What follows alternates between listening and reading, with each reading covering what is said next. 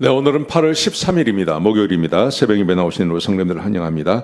말씀 나누기 전에 공동기도 제목으로 기도하시겠습니다. 배옥진 집사의 병상에 함께 하셔서 통증이 없게 하시고 하나님의 위로와 힘을 부어 주십시오.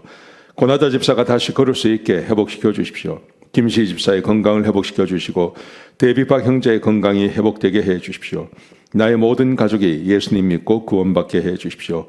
예수님의 이름으로 기도합니다. 아멘. 오늘 본문의 말씀은 에스겔 39장 11절에서 20절까지의 말씀입니다.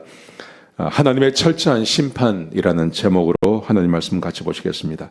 어제 말씀해 보시면 곡과 마곡이 하나님의 대적이 되었다 말씀하시죠. 하나님의 대적이 되면 어떻게 망하는지를 우리에게 보여줍니다. 오늘 11절부터 20절까지도 하나님께서 철저하게 심판하시는 모습을 우리에게 보여줍니다. 하나님의 대적이 되면 하나님의 심판을 받습니다 라는 주제이죠. 곡과 마곡이라는 주제는 요한계시록에도 기록되어져 있습니다. 특별히 곡은 다름 아니라 하나님을 대적하는 세력의 왕을 말하는 겁니다. 하나님을 대적하는 세력. 여러분, 하나님을 대적하고 교회를 대적하는 세력은 언제나 있어 왔습니다. 지금도 있습니다. 하나님께서는 그들을 그냥 두지 아니하시고 하나님께서 심판하신다는 말씀이 오늘 이 에스겔 39장에 기록되어져 있는 말씀이죠. 여기 보시면 세 가지를 이야기합니다. 어떻게 하나님께서 심판하시는지 세 가지를 말씀하십니다. 첫 번째 11절부터 13절까지 말씀해 보시면 7달 동안 그들을 죽이고 그리고 7달 동안 그들을 땅에 파묻겠다고 말씀하세요. 자, 11절에 보시면 내가 곡을 위해서 이스라엘 땅 가운데 사해 동쪽의 한 골짜기를 매장지로 내가 삼겠다. 그래서 그 매장지가 의하면 하몬곡이라고 하는 골짜기입니다. 거기에 곡과 그의 군대를 내가 파묻는데 7개월 동안 묵겠다. 이게 무슨 말입니까? 굉장히 많은 사람들이 죽임을 당한다는 거죠. 곡과 그의 군대와 연합군 전체를 다 죽여서 그들을 하몬곡이라고 하는 골짜기에 내가 7개월 동안 묵겠다. 굉장히 많은 사람이 죽임을 당한다는 말입니다. 하나님을 대적하면 예외 없이 이런 일을 당한다는 거죠.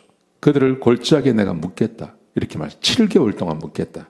자, 그 다음에 이게 13절까지 말씀하시면서 14절부터 16절까지 말씀해 보시면 그것뿐만이 아니라 거기에 전쟁에 나왔다가 죽은 사람뿐만이 아니라 이스라엘 전국에 사람을 사서 보낼 거다.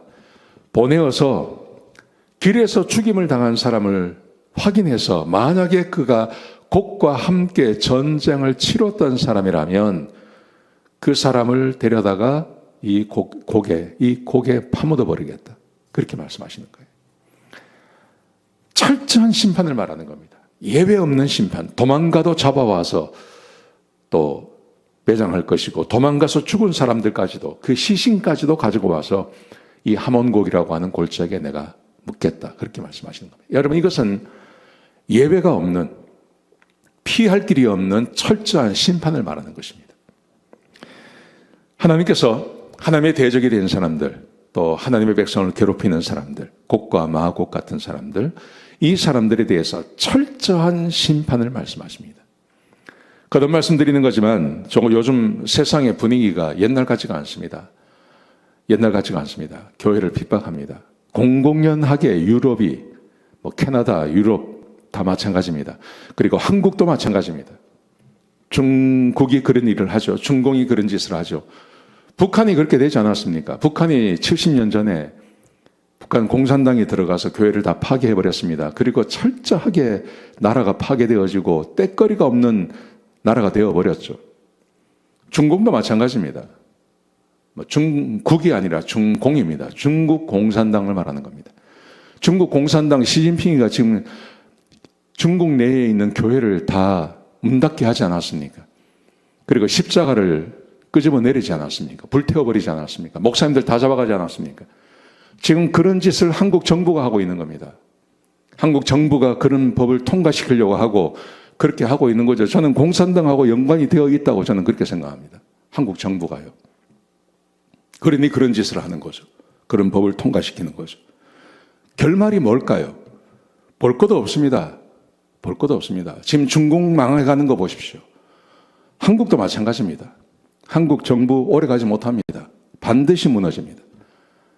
교회를 핍박하고 교회를 공격하고 이유 없이 목사님들을 잡아가고 그렇게 하는 것. 뭐 여러 가지 이유를 대죠. 근데 그 정도 말도 못합니까? 교회에서? 얼마든지 할 수 있는 거죠. 언론의 자유가 있는데 왜 말 못합니까? 근데 잡아가지 않습니까? 그런 것 때문에 감옥 보내고 이런 짓을 한국에 없었던 짓입니다. 근데 그런 짓을 하고 있어요. 곡과 마곡을 말하는 겁니다. 교회를 핍박하는 세력을 말하는 겁니다. 하나님께서 철저하게 심판하신다. 그들을 7개월 동안 잡아서 그 계곡에 묻어버리고 전국의 사람을 보내어서 철저하게 찾아내어서 그들을 이 계곡에 내가 묻겠다. 하나님께서 그렇게 말씀하시는 겁니다. 그뿐만이 아닙니다.